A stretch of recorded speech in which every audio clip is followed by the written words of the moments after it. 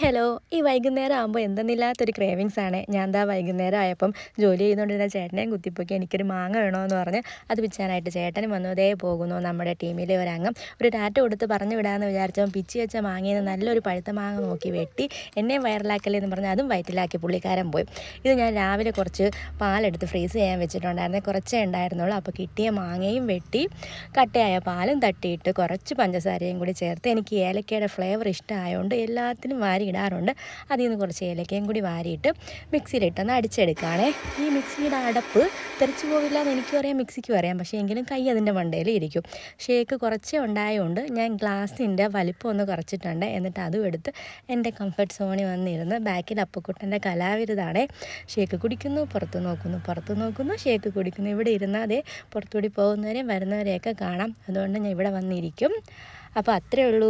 Video ഇഷ്ടമായാൽ like ചെയ്യുക, follow ചെയ്യുക. ബൈ.